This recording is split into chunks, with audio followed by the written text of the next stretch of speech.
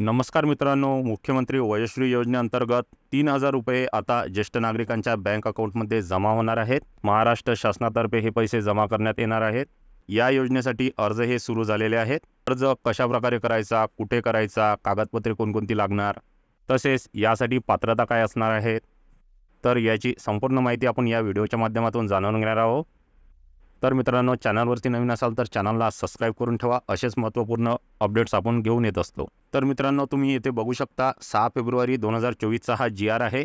तर बघा, शासन निर्णय राज्यातील 65 वर्ष वय व त्यावरील ज्येष्ठ नागरिकांना त्यांच्या दैनंदिन जीवनात सामान्य स्थितीत जगण्यासाठी आणि त्यांना वयोमान परत्वे येणारे अपंगत्व, अशक्तपणा यावर उपाययोजना करण्यासाठी आवश्यक सहाय्य साधने, उपकरणे खरेदी करण्याकरिता तसेच मनस्वास्थ्य केंद्र, योगोपचार केंद्र इत्यादीद्वारे त्यांचे मानसिक स्वास्थ्य अबाधित ठेवण्यासाठी राज्यात मुख्यमंत्री वयोश्री योजना राबविण्यास माननीय मंत्रिमंडळाने दिलेल्या मान्यतेनुसार शासन मान्यता देण्यात येत आहे।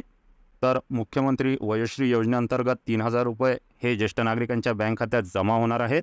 तर आता निधी वितरण व अर्थसहाय्य येथे बघा, राज्य शासनातर्फे 100% अर्थसहाय्य उपलब्ध करून देण्यात येणार आहे। यानंतर थेट लाभ वितरण DBT प्रणालीद्वारे 3,000 रुपयेच्या मर्यादित निधी वितरित करण्यात येणार आहे।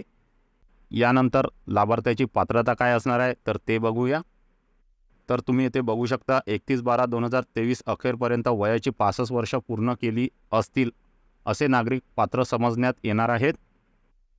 तर ज्या व्यक्तींचे वय 65 वर्षे आणि त्याहून अधिक आहे त्या व्यक्तींकडे आधार कार्ड असणे आवश्यक आहे किंवा आधार कार्डसाठी अर्ज केलेला असावा आणि आधार नोंदणीची पावती असणे आवश्यक आहे। जर लाभार्थ्याकडे आधार कार्ड नसेल आणि स्वतंत्र ओळख दस्तऐवज असतील तर ते ओळख पटविण्यास स्वीकार्य असेल।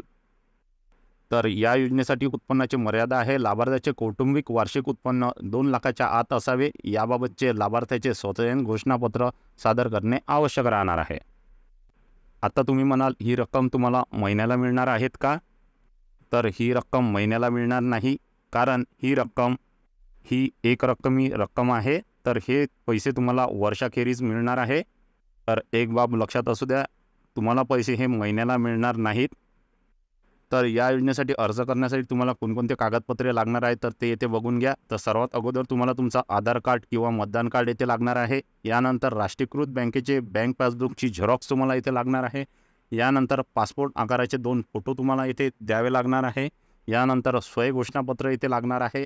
तसेच त्यानंतर तुम्हाला शासनाचे ओळखपत्र पटविण्यासाठी विहित केलेले अन्य कागदपत्रे इथे लागणार आहे। या योजनेचा लाभ जर बघितला तर 15 लाख लाभार्थ्यांना या योजनेचा लाभ हा मिळणार आहे आणि प्रस्तावित जो खर्च आहे तो 480 कोटी हा असणार आहे। तर एवढा खर्च हा सरकार करणार आहे। तर ही संपूर्ण माहिती बघण्यासाठी या GRची लिंक ही खाली डिस्क्रिप्शन बॉक्समध्ये दिलेली आहे। तर तुम्ही हा GR डाउनलोड करून ही संपूर्ण माहिती वाचू शकता। तर आता अर्ज कशा पद्धतीने करायचा ते बघूया। तर माहिती व जनसंपर्क महासंचालनालय महाराष्ट्र शासन यांच्यातर्फे अर्ज करण्याचे सांगितलेले आहे। तर बघा, मुख्यमंत्री वयोश्री योजनेसाठी अर्ज करण्याचे सामाजिक न्याय विभागाचे आवाहन येथे करण्यात आलेले आहे। तर बघा, राज्यातील 65 वर्ष व त्यावरील ज्येष्ठ नागरिकांना त्यांच्या दैनंदिन जीवनात सामान्य स्थितीत जगण्यासाठी आणि त्यांना वयोमान परत्वे येणाऱ्या अपंगत्व, अशक्तपणा यावर उपाययोजना करण्यासाठी आवश्यक सहाय्य साधने, उपकरणे खरेदी करण्याकरिता तसेच मनस्वास्थ्य केंद्र, योगोपचार केंद्र इत्यादीद्वारे यांचे मानसिक स्वास्थ्य अबाधित ठेवण्यासाठी राज्यात मुख्यमंत्री वयोश्री योजना सामाजिक न्याय विभागातर्फे सुरू करण्यात आली आहे। या योजनेअंतर्गत पात्र ज्येष्ठ नागरिकांना 3,000 रुपयांच्या मर्यादेत DBT प्रणालीद्वारे निधी वितरित करण्यात येणार आहे। तर मुख्यमंत्री वयोश्री योजनेअंतर्गत तुम्ही हे अर्ज करू शकणार आहेत। तर आता अर्ज कुठे करायचा, कशा प्रकारे करायचा तर बघा, ज्येष्ठ नागरिकांनी या योजनेचा अर्ज प्राप्त करण्यासाठी व योजनेसंबंधी अधिक माहितीसाठी मुंबई विभागातील सहाय्यक आयुक्त समाज कल्याण मुंबई शहर, मुंबई उपनगर, ठाणे, पालघर, रायगड, रत्नागिरी, सिंधुदुर्ग या कार्यालयांशी संपर्क साधावा व या योजनेचा लाभ घ्यावा अशी माहिती प्रसिद्धी पत्रकात देण्यात आलेली आहे। आता ही सर्व माहिती मुंबईसाठी असणार आहे। तर आता तुमच्या जिल्ह्यासाठी तर जे काही तुमचा विभाग असणार आहे, तर तुमच्या तालुक्यामध्ये असेल, जिल्ह्यामध्ये असेल, तर तुम्हाला समाज कल्याण विभागामध्ये जायचं आहे। तर तेथे जाऊन तुम्हाला अर्ज घ्यायचा आहे। तो अर्ज संपूर्ण भरून त्याच्यासोबत कागदपत्रे जोडून तुम्हाला हा अर्ज समाज कल्याण ऑफिसला सबमिट करायचा आहे। जर अर्ज ऑनलाईन प्रकाशित झाला तर तुम्हाला हा अर्ज आपल्या टेलिग्राम ग्रुपला बघायला मिळेल.